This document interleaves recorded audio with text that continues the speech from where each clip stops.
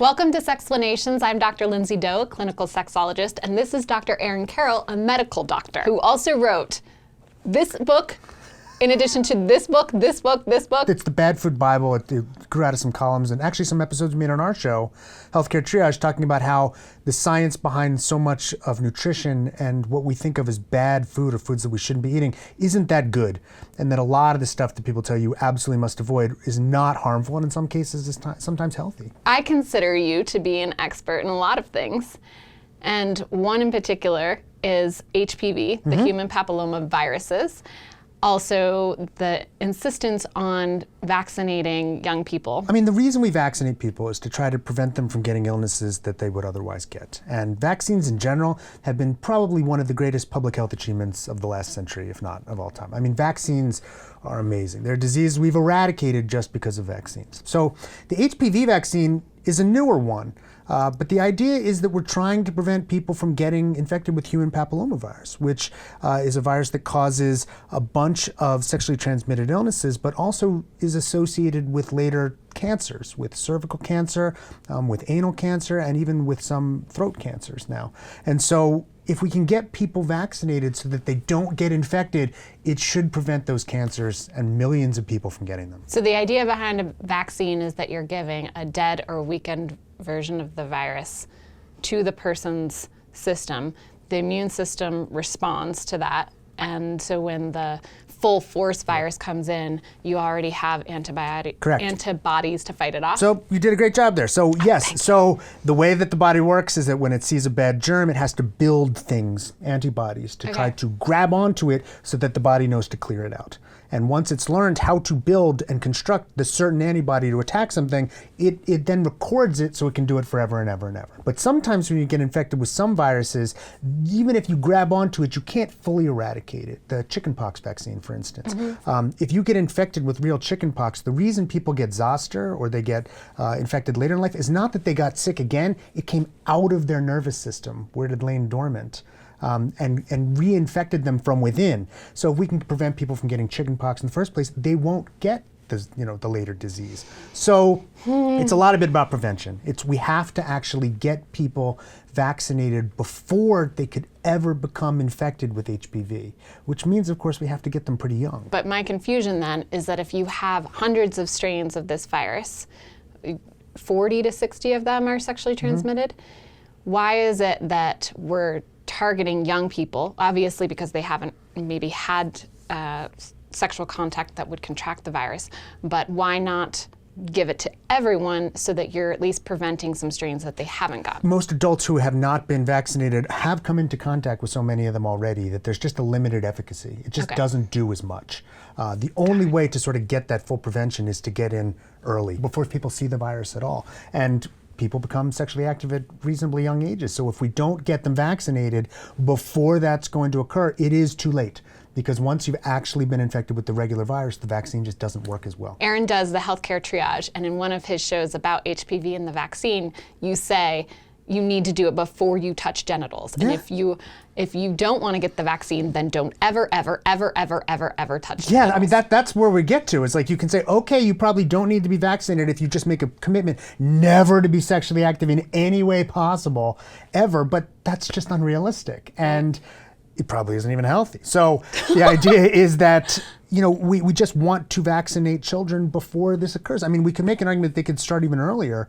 It's just unfortunately because of the way people view this one vaccine. A lot of parents don't want their kids to have it, and a lot of people remain unprotected. And they don't want their kids to have it because they think that it will increase sexual activity. That's the most highly cited reason. And of course, they've done studies, and we cite these on our show all the time, where they can look at girls or boys who have been vaccinated or not vaccinated and then see whether they're more or less sexually active. And there's no relationship at all between whether kids get vaccinated and whether they have more sex or unprotected sex or whether they get pregnant. It just doesn't occur. But some people just believe that, and because they believe that, they think that giving kids the vaccination gives them a license to go have sex. And in other words, it removes this barrier which otherwise would keep them from being sexually active. That does not bear out in reality.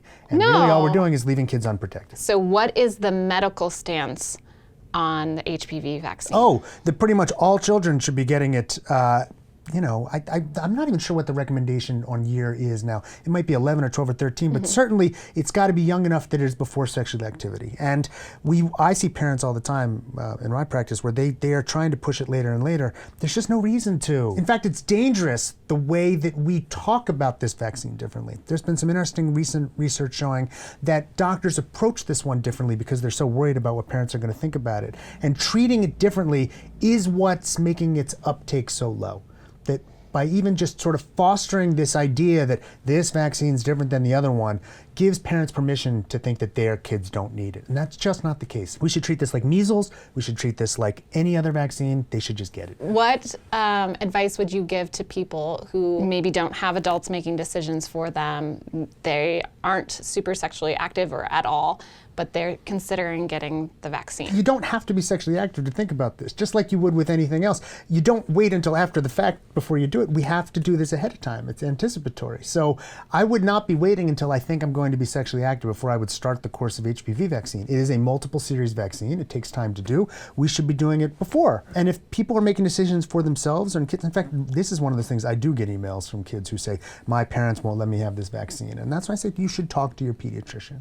You should talk to your doctor, because there are things that you can get treated for and things that you are going to need that you can have a conversation with your physician about that they will keep in confidence. And I'm not sure where the law comes down with respect to vaccines on all sides, but anytime you have a concern like that, you should talk to your doctor. If I start the vaccine, so I get shot one and then become sexually active, does it mess up the rest of the vaccination? So you get protection with each subsequent vaccine. No vaccine is 100% effective. Let's start with that. It just isn't. So, even when kids are vaccinated against measles, some kids will get it. We're just trying to decrease the odds, and we're trying to get up to the point where we have herd immunity, and it's just unlikely that people are going to get sick. So each shot you get is better than not.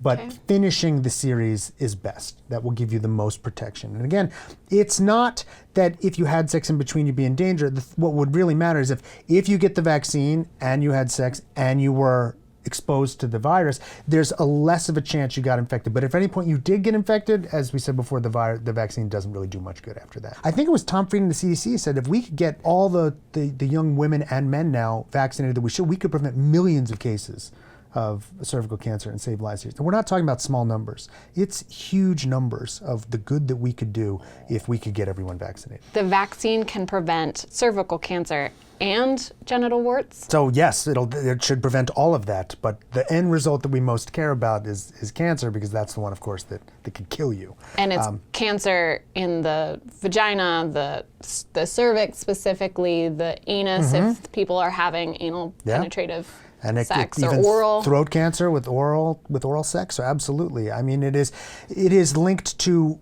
cancers anywhere you think that sexual activity might occur, and there's a link between HPV infection and that cancer. All genders can be infected by HPV, and all genders should get vaccinated. The vaccine. Absolutely. I mean, this is one of those where, bizarrely, they started with only recommending, the CDC's recommendation said only female. I mean, that is what they came out with to begin with, which I think was because they so badly wanted to pitch this as preventing cervical cancer that they didn't even want to acknowledge that anything else existed. And so that was the hook that they thought they could get this by people who might be afraid that this was the sex vaccine. Other genders are involved in sexual activity that could lead to women getting cervical cancer. So we start with that. But it turns out it's associated with all these other cancers that people of any gender can get. So that's why they've now expanded it to say that everybody should be vaccinated. There's still a lot of bad thoughts about this vaccine. It is viewed differently than others, and uptake is still significantly below what we'd like it to be. Would we like it to be 100%? In an ideal world, yes. I mean,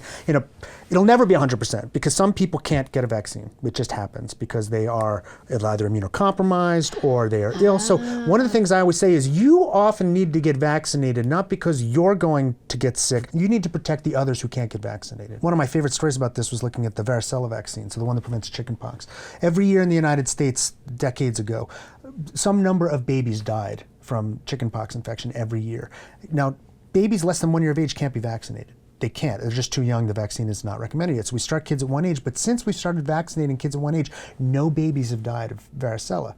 Because if we get the vaccine rates high enough, there just isn't enough virus out there that we protect the elderly, we protect the immunocompromised, we protect the babies, we protect the people that can't protect themselves, because that's the goal. So we'll never get to 100%. But we want to get high enough that the pool of actual illness out there is low enough that you really reduce the chance that somebody could get sick. If we get vaccinations high enough, these diseases theoretically could be eradicated. Well, thank you, medical field. I wish I could take credit for that. We could do better, though. We're not doing all that we could to make this happen. And you're doing an amazing job of educating both on healthcare triage and then coming onto our channel, Sexplanations. Say the same of you. Thank you very much. Awesome. Thank Cool. you. Stay curious. And buy Erin's book and go to healthcare triage.